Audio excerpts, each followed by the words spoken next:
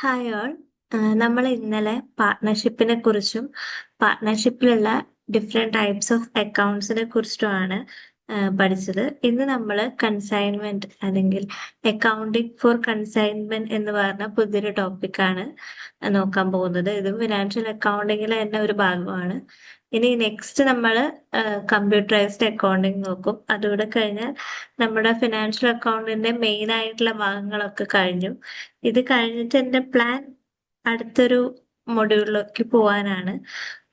അതിന്റെ ഇടയ്ക്ക് ഞാൻ ഫിനാൻഷ്യൽ അക്കൗണ്ടിങ്ങിന്റെ തന്നെ കീ ഏരിയാസ് ഉണ്ടല്ലോ, എപ്പോഴും ക്വസ്റ്റ്യൻസ് വരുന്ന ഏരിയാസ്, അത് കുറച്ചുകൂടെ കൂടുതലായിട്ട് അതിനെ മാത്രം ഫോക്കസ് ചെയ്തിട്ട് ഒരു വീഡിയോ കൂടെ ഫിനാൻഷ്യൽ അക്കൗണ്ടിങ്ങിന്റെ ഇടും. അത് കഴിഞ്ഞിട്ടാണ് നമ്മൾ MCQയിലോട്ട് വരുള്ളൂ. അപ്പൊ നമുക്ക് ടൈം ഉണ്ട്, അപ്പൊ മെല്ലെ മെല്ലെ എല്ലാം പോവാം. ഓക്കെ. അപ്പൊ ഇന്നത്തെ ടോപ്പിക് എന്ന് പറയുന്നത് കൺസൈൻമെന്റ് ആണ്. ആദ്യം കൺസൈൻമെന്റ് എന്താന്ന് നോക്കാം. Consignment means sending goods by the consignor to the consignee to sell on behalf of the consignor. അതായത് നമ്മൾ ഈ ഹോൾസെയിൽ റീറ്റെയിലേഴ്സ് ഒക്കെ ഇല്ലേ, അങ്ങനെ ഓർത്ത് വെച്ചാൽ മതി. കൺസൈനർ അഥവാ ആ കുറച്ച് പ്രോഡക്റ്റിന്റെ ഓണർ കൺസൈനി അഥവാ ഏജന്റിന് കൊടുക്കുകയാണ്. ബിഹാഫ് ഓഫ് ദ കൺസൈനർ, ഓണറുടെ ബിഹാഫിൽ വിൽക്കാൻ വേണ്ടിയിട്ട് ഏജന്റിന് കൊടുക്കുകയാണ്. അങ്ങനെ ഏജന്റ് ആ സാധനം കുറച്ച് കമ്മീഷൻ വാങ്ങിയിട്ട് ആ സാധനം വിൽക്കും. അതാണ് കൺസൈൻമെന്റ് എന്ന് പറഞ്ഞ ടോട്ടലിയുള്ള പ്രോസസ്സ്. ഇപ്പോൾ കൺസൈനർ ആണ്, ഓണറാണ്. 10 ചാക്ക് കൊണ്ട് ഉണ്ടാക്കി, എന്നിട്ട് അത് ബിക്ക് കൊടുക്കാണ്. വേറെ ബാക്കിയുള്ള ഒരു മാർക്കറ്റ് കണ്ടുപിടിച്ച് ബി അത് വിൽക്കാൻ വേണ്ടിയിട്ട് എനെ സഹായിക്കും. അപ്പോൾ കൺസൈനർ അഥവാ ഓണറാണ്, ബി കൺസൈനി അഥവാ ഏജന്റ് ആണ്. ഇങ്ങനെ വിൽക്കുന്നത് കൊണ്ട് ബിക്ക് ഒരു ചെറിയ എമൗണ്ട് കമ്മീഷൻ, ചെറിയ എമൗണ്ട് അല്ല, അത് വിൽക്കുന്ന സാധനത്തിനും പ്രൈസിനും എഫേർട്ടിനും ഒക്കെ അനുസരിച്ചിരിക്കും, ഒരു കമ്മീഷൻ കൊടുക്കുകയാണ്. ഇതാണ് കൺസൈനിയുടെ റിവാർഡ്, റെമ്യൂണറേഷൻ അല്ലെങ്കിൽ സാലറി എന്നൊക്കെ പറയാം. ഓക്കെ, അതാണ് consignment. Owner remains ownership remains with consignor until goods are sold. സാധനങ്ങൾ വിൽക്കുന്നവരെ അതിന്റെ ഓണർഷിപ്പ് കൺസൈനറുടെ കയ്യിൽ തന്നെ ആയിരിക്കും. ഒരിക്കലും അത് ഏജന്റിന് വിൽക്കാൻ കൊടുക്കുന്നു എന്നുള്ളത് കൊണ്ട് ഓണർഷിപ്പ് മാറില്ല. കൺസൈനിക്ക് അതിന്റെ ഉടമസ്ഥാവകാശം മാത്രമേ ഉണ്ടാവുള്ളൂ, അല്ലാതെ ഓണർഷിപ്പ് ഉണ്ടാവില്ല.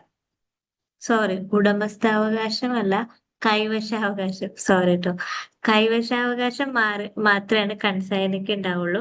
ഉടമസ്ഥാവകാശം കൺസൈനറുടെ ആയിരിക്കും. ഓക്കെ, ഇനി ഇതിന്റെ കീ ടേംസ് നോക്കാം. കൺസൈനി എന്താന്നുള്ളത് വളരെ സിമ്പിൾ ആയിട്ട് നമുക്ക് മനസ്സിലാക്കാൻ പറ്റുന്ന, എന്നാൽ എക്സാമിന് പലപ്പോഴും ചോദിക്കാവുന്ന ഒരു ക്വസ്റ്റ്യൻ ആണ്. Consignor owner. ഓണർ കൺസൈനർ ആണ് ആ പ്രോഡക്റ്റിന്റെ ഓണർ. അയാള് കൺസൈനിക്ക്, അതായത് ഏജന്റിന് കൊടുക്കാണ്. ടു സെൽ ഗുഡ്സ്, അതായത് consignor owner of goods, consignee agent who sells goods. ആരാണോ ആ ഗുഡ്സ് വിൽക്കുന്നത് അതിന്റെ ഏജന്റ്, അതാണ് കൺസൈനി. ആരാണ് വിൽക്കാൻ കൊടുക്കുന്നത് അതാണ് ഓണർ. ഇനി പ്രോഫോമ ഇൻവോയ്സ് എന്ന് പറഞ്ഞു കഴിഞ്ഞാൽ സ്റ്റേറ്റ്മെന്റ് ഓഫ് ഗുഡ്സ് സെന്റ്, അതായത് ഗുഡ്സ്, അതായത് കൺസൈനിക്ക് ഗുഡ്സ് കൊടുത്തു എന്നുള്ളതിന്റെ ഒരു സ്റ്റേറ്റ്മെന്റ് ആണ് പ്രോഫോമ ഇൻവോയ്സ് എന്ന് പറയുന്നത്. ഇതൊരിക്കലും സെയിൽസ് ഇൻവോയ്സ് അല്ല, അതായത് ആ സാധനം ഇതുവരെ വിറ്റിട്ടില്ല. വിൽക്കണമെങ്കിൽ അത് തേർഡ് പാർട്ടിക്ക് കൺസൈനി കൊടുക്കണം. അത് ആ കൊടുത്തു കഴിഞ്ഞാലാണ് സെയിൽസ് ഇൻവോയ്സ് ഉണ്ടാവുന്നത്. ഇതൊരു സ്റ്റേറ്റ്മെന്റ് ആണ്, കൺസൈനിക്ക് ഗുഡ്സ് സെൻഡ് ചെയ്തു എന്ന് പറയുന്ന ഒരു സ്റ്റേറ്റ്മെന്റ്. ഇനി അക്കൗണ്ട് സെയിൽസ് എന്ന് പറയുന്നത് report send by consignee showing sales, expense, commission and balance to. Account sale എന്ന് പറയുന്നത് കൺസൈനി ഉണ്ടാക്കുന്നതാണ്. പ്രോഫോമ ഇൻവോയ്സ് ഓണർ ആണ് ക്രിയേറ്റ് ചെയ്യുന്നത്. അക്കൗണ്ട് സെയിൽസ് എന്ന് പറയുന്നത് കൺസൈനി ഉണ്ടാക്കുന്നതാണ്. ബൈ ഷോയിങ് കൺസൈനിയുടെ സെയിൽസ്, അതുപോലെ അതിന് വന്ന എക്സ്പെൻസ്, അതിന് വേണ്ട കമ്മീഷൻ, ബാക്കി ബാലൻസ് വന്ന, സെയിൽ ചെയ്തിട്ട് ചിലപ്പോൾ ഗുഡ്സ് ബാലൻസ് വരാം, അതൊക്കെ ആഡ് ചെയ്തിട്ടുള്ള ഒരു റിപ്പോർട്ടാണ് അക്കൗണ്ട് സെയിൽസ് എന്ന് പറയുന്നത്. ഇനി ഡെൽക്രെഡർ കമ്മീഷൻ എന്ന് പറഞ്ഞു കഴിഞ്ഞാൽ ഇത് നമുക്കിപ്പം റീസെന്റ് എക്സാമിന്റെ ഒരു ഓപ്ഷൻ ആയിട്ടുണ്ടായിരുന്നു. കേരള ഫിനാൻസ് കോർപ്പറേഷൻ അസിസ്റ്റന്റിന്റെ ഓപ്ഷൻ ആയിട്ട് ഡെൽക്രെഡർ കമ്മീഷൻ എന്ന് വെച്ച് കഴിഞ്ഞാൽ extra commission given four bearing the risk of bad debts. എന്തെങ്കിലും ഭാവിയിൽ ബാഡ് ഡെപ്റ്റ്സ് ഉണ്ടാവാൻ ചാൻസ് ഉണ്ടെങ്കിൽ അത് ബെയർ ചെയ്തോളാം എന്ന് ഏജന്റ് എന്ന് പറയുകയാണെങ്കിൽ, അങ്ങനെ ഏജന്റ് പറയുകയാണെങ്കിൽ അതിന് കൊടുക്കുന്ന കൺസൈനി കൊടുക്കുന്ന ഒരു എക്സ്ട്രാ കമ്മീഷനാണ് ഡെൽക്രെഡർ കമ്മീഷൻ എന്ന് പറഞ്ഞു കഴിഞ്ഞാൽ. ഇനി ഫീച്ചേഴ്സ് വീണ്ടും സെയിം സാധനം തന്നെയാണ് റിപ്പീറ്റ് അടിക്കുന്നത്. സ്റ്റിൽ ഞാൻ നോട്ടിൽ ആഡ് ചെയ്യാൻ കാരണം ഇത് വീണ്ടും വീണ്ടും കേൾക്കുമ്പോൾ നിങ്ങളുടെ ബ്രെയിനിൽ അത് ഇരിക്കും എന്നുള്ളത് കൊണ്ടാണ്. ഓക്കെ, ഇനി features of consignment. Two parties involve: consignor, owner, consignee, agent. ഇത് മറക്കരുത്. Ownership: goods remain the property of consignor until they are sold. ആ സാധനം വിൽക്കുന്നവരെ, ആ ഗുഡ്സ് വിൽക്കുന്നവരെ ഓണർഷിപ്പ് കൺസൈനറുടെ തന്നെ ആയിരിക്കും. ഇനി risk and rewards: risk of loss വരാം, അല്ലെങ്കിൽ തെഫ്റ്റ്, ഡാമേജ്, അൺസോൾഡ് സ്റ്റോക്ക്, ഇതൊക്കെ വരാം. ഇതൊക്കെ വന്നു കഴിഞ്ഞു കഴിഞ്ഞാലും അത് ബെയർ ചെയ്യുന്നത് കൺസൈനർ ആയിരിക്കും, കൺസൈനി അല്ല. കാരണം അതിന്റെ ഉടമസ്ഥാവകാശം അപ്പോഴും കൺസൈനർക്കാണ്. ഓക്കെ, അൺസോൾഡ് സ്റ്റോക്ക് വന്നു കഴിഞ്ഞാൽ കൺസൈനർ എന്ത് ചെയ്യും? അത് തിരിച്ചയക്കും. അതും ബെയർ ചെയ്യുന്നത് കൺസൈനർ ആണ്. ഇനി sale on behalf of consignor: consignee sales goods only as an agent, not as owner. Consignee ഒരിക്കലും ഓണറായിട്ട് ഗുഡ്സ് വിൽക്കരുത്. അൺലെസ് കൺസൈനിക്ക് ഡയറക്റ്റ് ആയിട്ട് വിൽക്കുകയാണെങ്കിൽ അത് പിന്നെ ഈ ഒരു കൺസൈൻമെന്റ് എന്ന് പറയില്ല, കൺസൈനി ആവില്ല. So consignee sells goods only as an agent, not as owner. ഇനി കൺസിഡറേഷൻ അഥവാ commission: consignee gets commission, ordinary commission, del credere commission, overriding commission. ഈ 3 കമ്മീഷനും എന്താന്ന് താഴെ പറയും. അപ്പൊ ഇപ്പൊ ഇത്ര ആലോചിച്ചാൽ മതി. കൺസൈനി ഈ സാധനം വിൽക്കുന്നതുകൊണ്ട് കൺസൈനിക്ക് എന്താ ഉപകാരം? കൺസൈനിക്ക് ഒരു കമ്മീഷൻ കൊടുക്കും, ഒരു എമൗണ്ട്. ആ ഒരു സെയിൽ നടത്തിയതിന്റെ ഒരു 30%, ഫോർ എക്സാമ്പിൾ 30% കൊടുക്കുകയാണെങ്കിൽ, 30% ഒന്നും കൊടുക്കണമെന്നില്ല, അതൊക്കെ ഓരോ കൺസൈനി കോൺട്രാക്ട് പോലെ ഇരിക്കും. അപ്പൊ ഒരു നിശ്ചിത ശതമാനം എമൗണ്ട് കൺസൈനിക്ക് കമ്മീഷൻ കൊടുക്കാണ്. അതാണ് കൺസിഡറേഷൻ എന്ന് പറയുന്നത്. ഇനി എക്സ്പെൻസ്: ഇതില് പല ടൈപ്പ് ഓഫ് എക്സ്പെൻസുകൾ ഉണ്ട്. ഒന്ന് നോൺ റിക്കറിങ് എക്സ്പെൻസ് ആണ്. അതായത് ഫ്രൈറ്റ്, ഇൻഷുറൻസ്, കസ്റ്റംസ് ഡ്യൂട്ടി.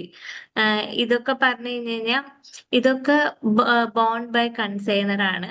അതായത് ആ ഒരു അങ്ങോട്ട് കൊടുക്കുന്ന വരെയുള്ള ചെലവുകളാണത്. ഫ്രൈറ്റ്, ഇൻഷുറൻസ്, കസ്റ്റംസ് ഡ്യൂട്ടി എന്നൊക്കെ പറഞ്ഞാൽ. ഇനി റിക്കറിംഗ് എന്ന് പറഞ്ഞു കഴിഞ്ഞാൽ ഗോഡൌൺ റെന്റ്, സെല്ലിംഗ് എക്സ്പെൻസ്, ഇങ്ങനെയുള്ള എക്സ്പെൻസുകള് റിക്കറിംഗ് ആണ്. അതായത് ഇത് കൺസൈനി ആണ് കൊടുക്കേണ്ടത് എങ്കിലും അത് നമുക്ക് അവസാനം റീഎംബേഴ്സ് ചെയ്യാൻ പറ്റും കൺസൈനറുടെ. ഈ സെല്ലിംഗ് എക്സ്പെൻസ്, ഗോഡൌൺ റെന്റ്, നമ്മൾ നേരത്തെ പറഞ്ഞ ഒരു ഇൻവോയ്സിന്റെ കാര്യം പറഞ്ഞില്ലേ ഇവിടെ, പ്രോഫോം, മറ്റേ അക്കൗണ്ട് സെയിലിന്റെ കാര്യമല്ലേ, ഇതൊക്കെ ആഡ് ചെയ്തിട്ട് ഉള്ള എമൗണ്ട് ആയിരിക്കും കൺസൈനറുടെ വാങ്ങുക. സോ അതെല്ലാം റീഇംബേഴ്സ് ചെയ്യാൻ പറ്റും കൺസൈനിക്ക്. ഇനി ഡോക്യുമെന്റേഷൻ എന്ന് പറഞ്ഞു കഴിഞ്ഞാൽ നേരത്തെ പറഞ്ഞ പോലെ proforma invoice send by consignor with goods, ആ ഗുഡ്സിന്റെ കൂടെ അയക്കുന്നതാണ്. പിന്നെ account sales send by consignee showing sales expense, commission and balance ഉള്ളതൊക്കെ കൂടിയിട്ട് തിരിച്ചയക്കുന്നതാണ്, കൺസൈനി അയക്കുന്നതാണ് അക്കൗണ്ട് സെയിൽസ് എന്ന് പറയുന്നത്. ഇനി unsold stock: it remains the property of consignor, valued at cost plus proportionate non recurring expense. അതായത് അൺസോൾഡ് സ്റ്റോക്ക് എന്ന് പറയുന്നത് കൺസൈനറുടെ കയ്യിൽ തന്നെ തിരിച്ചു കൊടുക്കും. ഇനി ബാഡ് ഡെപ്റ്റ് എന്ന് പറഞ്ഞു കഴിഞ്ഞാൽ നോർമലി കൺസൈനർ ആണ് ബാഡ് ഡെപ്റ്റ് ബോൺ ചെയ്യുക. But consignee gets del credere commission. കൺസൈനിക്ക് ഡെൽ ക്രെഡർ കമ്മീഷൻ ആണ് കൊടുത്തതെങ്കിൽ ദെൻ കൺസൈനി ആണ് ആ ബാഡ് ഡെപ്റ്റ് ബെയർ ചെയ്യണത്. അതാണ് ഡെൽ ക്രെഡർ കമ്മീഷൻ നോർമൽ കമ്മീഷനേക്കാൾ കുറച്ച് എമൗണ്ട് കൂടുതലായിരിക്കും. അത് എന്തുകൊണ്ടാണെന്ന് വെച്ചാൽ ഇപ്പം അസൈനർക്ക് ഞാൻ എന്താ അസൈനർ എന്ന് പറയണേ, കൺസൈനർക്ക് ഉറപ്പാണ് ഈ സാധനം വിൽക്കും, ബാഡ് ഡെപ്റ്റ് ഒന്നും വരില്ല എന്ന് 100% ഉറപ്പ് പറയാണ് കൺസൈനറുടെ അടുത്ത്. അപ്പൊ കൺസൈനർ എന്ത് ചെയ്യും, ഇത് എന്തായാലും ഉറപ്പ് പറയല്ലേ, അപ്പൊ ബാഡ് ഡെപ്റ്റ് ഒന്നും വരുത്തരുത് എന്ന് പറഞ്ഞിട്ട് കുറച്ച് എമൗണ്ട് എക്സ്ട്രാ അങ്ങോട്ട് കൊടുക്കും. അപ്പൊ പിന്നെ ബാഡ് ഡെപ്റ്റ് എന്തെങ്കിലും വന്നു കഴിഞ്ഞു കഴിഞ്ഞാൽ അത് ആര് ബെയർ ചെയ്യണം? കൺസൈനർ ബെയർ ചെയ്യണം. കൺസൈന് ബെയർ ചെയ്യണം. ഓക്കെ, ഞാൻ ഇപ്പൊ പറയുമ്പോൾ മാറി പോകുന്നുണ്ട്, പക്ഷെ നിങ്ങൾക്ക് മാറരുത്. Consignor, owner, consignee, agent. Okay, ഇനി ടേംസ് യൂസ്ഡ് നമ്മൾ പറഞ്ഞു, ബട്ട് ഒന്നും കൂടെ അത് ഇവിടെ കൊടുത്തതാണ്. Consignor, sender or owner, consignee, agent, proforma invoice, a statement sent by consignor to consignee showing details of goods sent. It is not a sales invoice since ownership is not transferred. ഇനി account സെയിൽസിൽ പറയുന്ന കാര്യങ്ങളൊക്കെ ഇവിടെ പറഞ്ഞിട്ടുണ്ട്. എന്തൊക്കെയാണ് ഉണ്ടാവുക എന്നുള്ളത്: quantity of goods sold, sale proceeds, expense incurred, commission charged, balance due to consignor. ഇനി അടുത്തത് അഡ്വാൻസ് സെക്യൂരിറ്റി ഡെപ്പോസിറ്റ് ആണ്. Sometimes consignee gives advance money or bill of exchange to consignor as security for goods received. ചില ടൈമില് ആ ഒരു goods കിട്ടിയതിനുള്ള security ആയിട്ട് കൺസൈനർക്ക് ഒരു advance മണി അല്ലെങ്കിൽ ഒരു ബിൽ ഓഫ് എക്സ്ചേഞ്ച് കൊടുക്കും. അത് ചില സമയത്ത് സെക്യൂരിറ്റി ഡെപ്പോസിറ്റ് ആയിട്ട്. ഇനി കൺസൈൻമെന്റ് ഔട്ട്വേർഡ് എന്ന് പറഞ്ഞ ടേമിന്റെ അർത്ഥം ഗുഡ് സെൻഡ് ഓൺ കൺസൈൻമെന്റ് ആണ്. ആ ഒരു കൺസൈൻമെന്റ് ഔട്ട്വേർഡ് റെക്കോർഡ് ചെയ്യുന്നത് കൺസൈനറുടെ ബുക്കിലാണ്. കാരണം കൊടുക്കുകയാണല്ലോ, അപ്പൊ ഔട്ട്വേർഡ്. ഇനി കൺസൈൻമെന്റ് ഇൻവേർഡ് എന്ന് പറഞ്ഞ ഗുഡ്സ് റിസീവ്ഡ് ഓൺ കൺസൈൻമെന്റ്, അത് കിട്ടാണ്. ആർക്കാ കിട്ടുക? അപ്പോ ഗുഡ്സ് കൊടുക്കുന്നത് കൺസൈനർ ആണെങ്കിൽ ഗുഡ്സ് കിട്ടുന്നത് കൺസൈനി. അപ്പൊ ഗുഡ്സ് ഇൻവേർഡ് റെക്കോർഡ് ചെയ്യുക കൺസൈനിയുടെ ബുക്കിലായിരിക്കും. ഓക്കെ, ഇനി കമ്മീഷന്റെ ഇവിടെ പറഞ്ഞ് reward pay to consignee for selling goods by consignor. Reward pay to കൺസൈനിക്ക് കിട്ടുന്ന ഒരു റിവാർഡാണ് for selling goods by consignor. കൺസൈനറുടെ ഗുഡ്സ് വിൽക്കുന്നതിൽ കൺസൈനിക്ക് കിട്ടുന്ന റിവാർഡാണ് കമ്മീഷൻ. ഇപ്പൊ ഈ സ്ഥലമൊക്കെ വിൽക്കുമ്പോൾ നിങ്ങൾ കേട്ടിട്ടുണ്ടാവും ബ്രോക്കർമാരൊക്കെ, അതായത് ഇപ്പൊ ഒരു 10 സെന്റ് സ്ഥലമുണ്ട്, അതിന് മാർക്കറ്റില് അത് ആരാ എടുക്കാനുള്ളതെന്ന് ഇപ്പൊ അതിന്റെ ഓണർക്ക് അറിയണ്ടാവില്ല. അപ്പൊ മാർക്കറ്റിനെ കുറിച്ച് നല്ല പരിജ്ഞാനമുള്ള ഒരുപാട് കോണ്ടാക്ട് ഉള്ള ഏജന്റുമാര് വരും. ഞങ്ങൾ ഈ സ്ഥലം വിറ്റ് തരാം, പക്ഷെ ഞങ്ങൾക്ക് വിലയുടെ ഇത്ര ശതമാനം, 1%, 2% ഒക്കെ ആയിട്ട് കമ്മീഷൻ തരണമെന്ന് പറയും. അതാണ് ആ ഒരു പ്രോസസ് തന്നെയാണ് ഇവിടെയും. അതിനെ ഒരു അക്കൗണ്ടിങ് വൽക്കരിച്ചു എന്ന് മാത്രം. ആ സ്ഥലത്തിന് പകരം ഗുഡ്സ് ആയിരിക്കും എന്ന് മാത്രം. ഓക്കെ, ഇനി കമ്മീഷൻ 2 ടൈപ്പ് ഉണ്ട്: ഓർഡിനറി കമ്മീഷനും സ്പെഷ്യൽ കമ്മീഷനും. ഓർഡിനറി കമ്മീഷൻ എന്ന് പറഞ്ഞാൽ ടോട്ടൽ സെയിൽസിന്റെ ഇത്ര ശതമാനം കൊടുക്കുക എന്നായിരിക്കും പറയാം. ടോട്ടൽ സെയിൽസിന്റെ ഇപ്പൊ ഒരു 20%, 15% ഒക്കെ കൺസൈനിക്ക് കൊടുക്കുന്നതാണ് ഓർഡിനറി കമ്മീഷൻ. ഇനി സ്പെഷ്യൽ കമ്മീഷൻ എന്ന് പറഞ്ഞു കഴിഞ്ഞാൽ ഒന്നാമത് ഡെൽ ക്രെഡർ കമ്മീഷൻ ആണ്. Extra commission of bearing risk of bad debts ഞാൻ ബെയർ ചെയ്തോളാം വരികയാണെങ്കിൽ അത് കൺസൈനിയുടെ കഴിവിൽ അത്രയും വിശ്വാസം ഉണ്ട്, എനിക്ക് ഇത്ര കോണ്ടാക്ട് ഉണ്ട്, ഞാൻ എന്തായാലും ഈ ഗുഡ്സ് വിറ്റിരിക്കും എന്നുള്ള ഉണ്ടെങ്കിൽ കൺസൈനി ചെയ്യുന്നതാണ്. ഞാൻ ബാഡ് ഡെപ്റ്റ് വരികയാണെങ്കിൽ ഞാൻ ബെയർ ചെയ്തോളാം എന്ന് പറഞ്ഞിട്ട് എനിക്ക് എക്സ്ട്രാ എമൗണ്ട് വേണം എന്ന് പറയുന്നതാണ് del credere commission. Overriding commission എന്ന് വെച്ച് കഴിഞ്ഞാൽ extra commission for selling at higher price or extra effort. അതായത് എക്സ്ട്രാ എഫേർട്ട് എടുത്ത് കുറെ നോർമലി ആ സാധനത്തിന്റെ മാർക്കറ്റ് പ്രൈസിനേക്കാൾ കുറച്ചുകൂടെ ഹയർ പ്രൈസിന് ആ സാധനം വിൽക്കുകയാണെങ്കിൽ അതിന് കൺസൈനിക്ക് കിട്ടുന്നതാണ് ഓവർ റൈഡിങ് കമ്മീഷൻ എന്ന് പറഞ്ഞു കഴിഞ്ഞാൽ. ഇനി കൺസൈൻമെന്റ് എക്സ്പെൻസ് ആണ്. നേരത്തെ ഞാൻ നോൺ റിക്കറിംഗ് പറഞ്ഞല്ലോ. Expenses incurred in connection with consignment. Non recurring എന്ന് വെച്ച് കഴിഞ്ഞാൽ expense incurred to bring goods to the consignee's place. കൺസൈനിയുടെ പ്ലേസിൽ ഗുഡ്സ് എത്തിക്കുന്ന വരെയുള്ള ആ ഒരു എക്സ്പെൻസ് ആണ്. അത് ഫ്രൈറ്റ്, ഇൻഷുറൻസ്, കസ്റ്റംസ് ഡ്യൂട്ടി ആവാം. ഇത് കോസ്റ്റ് ഓഫ് ഗുഡ്സിന്റെ കൂടെ ആഡ് ചെയ്യാണ് ചെയ്യുക. ആ ഒരു നമ്മള് കോസ്റ്റ് ഓഫ് ഗുഡ്സിന്റെ കൂടെ ഇത്ര എമൗണ്ടും കൂടെ ഇട്ടിട്ടാണല്ലോ സാധനം വിൽക്കുക, നമുക്ക് പ്രോഫിറ്റ് കിട്ടുക. അപ്പൊ കോസ്റ്റ് ഓഫ് ഗുഡ്സിന്റെ കൂടെ ഇതെല്ലാം ആഡ് ചെയ്യും. ഇനി റിക്കറിംഗ് എന്ന് വെച്ച് കഴിഞ്ഞാൽ expenses incurred after goods reach consignee for storing, protecting and selling. ഇത് സ്റ്റോക്കിന്റെ കൂടെ ആഡ് ചെയ്യില്ല, പക്ഷെ കൺസൈൻമെന്റ് അക്കൗണ്ടിൽ നിന്ന് ഡയറക്ട്ലി ഡെബിറ്റ് ചെയ്യാണ് ചെയ്യുക. ഇനി സ്റ്റോക്ക് ഓൺ കൺസൈൻമെന്റ് എന്താന്ന് നോക്കാം. At the end of accounting period, if consignee has not sold all goods, the unsold goods are called stock on consignment. അതായത് at the end of accounting period കൺസൈനിക്ക് goods എല്ലാം ഒന്നും വിൽക്കാൻ പറ്റിയിട്ടില്ലെങ്കിൽ, അത് del creditor കമ്മീഷനൊന്നും അല്ല, bad ഡെപ്റ്റ് വന്നിട്ടും അല്ലെങ്കിൽ goods വിൽക്കാൻ പറ്റിയിട്ടൊന്നും ഇല്ലെങ്കിൽ അതിനെയാണ്, ആ അൺസോൾഡ് ഗുഡ്സിനെയാണ് സ്റ്റോക്ക് ഓൺ കൺസൈൻമെന്റ് എന്ന് പറയുന്നത്. These goods still belong to the consignor. അത് അപ്പോഴും കൺസൈനറുടെ അവകാശപ്പെട്ടതായിരിക്കും, ബിക്കോസ് ഓണർഷിപ്പ് നമ്മൾ ട്രാൻസ്ഫർ ചെയ്യുന്നില്ല കൺസൈനിക്ക്. സോ ആ ഗുഡ്സ് തിരിച്ചയക്കുകയാണ് ചെയ്യുക. Hence they are shown as closing stock asset in the books of consignor. അതായത് അത് കൺസൈനറുടെ ബുക്കിൽ അപ്പൊ അസറ്റ് ആയിട്ട്, ക്ലോസിംഗ് സ്റ്റോക്കിലുള്ള അസറ്റ് ആയിട്ടായിരിക്കും കാണിക്കുക. Stock should be valued at cost price or market price, whichever is lower. നമ്മള് പ്രുഡൻസ് പ്രിൻസിപ്പിൾ പറഞ്ഞിട്ടുണ്ടല്ലോ, future profit നമ്മൾ ഒരിക്കലും കണക്കാക്കരുത്, ഫ്യൂച്ചർ ലോസ് വേണമെങ്കിൽ കണക്കാക്കാമെന്ന്.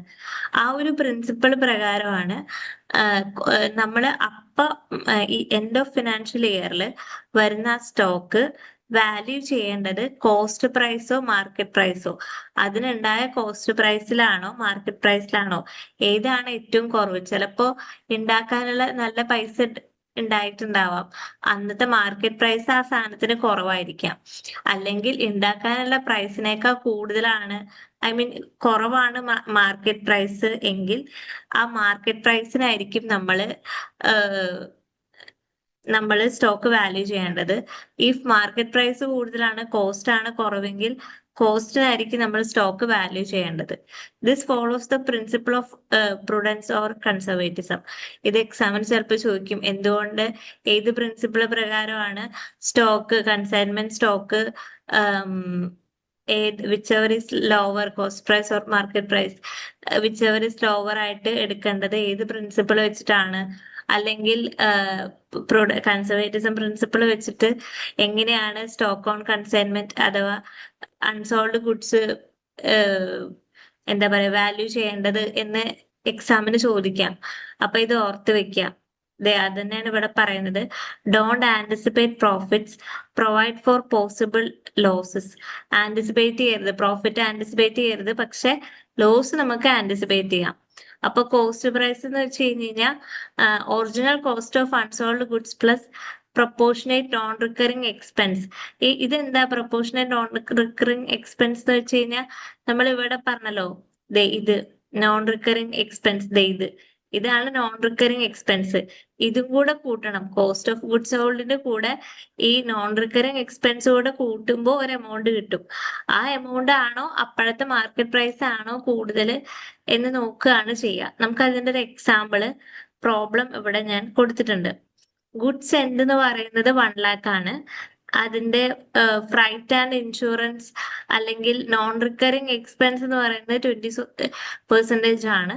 ഇതിന്റെ 30% അൺസോൾഡ് ഗുഡ്സ് ആണ്. ആൻഡ് അതിന്റെ ആ അൺസോൾഡ് ഗുഡ്സിന്റെ മാർക്കറ്റ് വാല്യൂ 33 ആണ്. അപ്പൊ നമ്മൾ എന്ത് ചെയ്യണം, 1 lakhന്റെ കൂടെ 20,000 കൂട്ടുക. അപ്പൊ 1,20,000. അതിന്റെ 30% എത്രയാന്ന് നോക്കുക. അതിന്റെ 30% 36 ആണ്. മാർക്കറ്റ് വാല്യൂ 33 ആണ്. അപ്പൊ നമ്മൾ എത്രയൊക്കെ എടുക്കേണ്ടത്, 33, കാരണം 33 ആണ് ലോവർ പ്രൈസ് എന്ന് പറയുന്നത്. അപ്പോ മാർക്കറ്റ് പ്രൈസ് വെച്ചിട്ടാണ് സ്റ്റോക്ക് എൻഡ് ഓഫ് ഫിനാൻഷ്യൽ ഇയറിൽ അൺസോൾഡ് സ്റ്റോക്ക് വാല്യൂ ചെയ്യേണ്ടത്. ഇതാണ് അതിന്റെ പ്രോബ്ലം വരുന്നത്.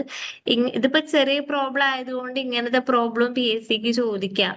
ഓക്കെ, അപ്പൊ അതും ഒന്ന് നോക്കി വെച്ചോളാം. അപ്പൊ ഇത്രയേ ഉള്ളൂ കൺസൈൻമെന്റ് എന്ന് പറയുന്നത്. നമുക്കിനി അടുത്ത ഒരു ക്ലാസ്സിൽ അക്കൗണ്ടിങ്, കമ്പ്യൂട്ടറൈസ്ഡ് അക്കൗണ്ടിങ് കൂടെ നോക്കിയിട്ട് നമുക്ക് കുറച്ച് MCQs നോക്കാം.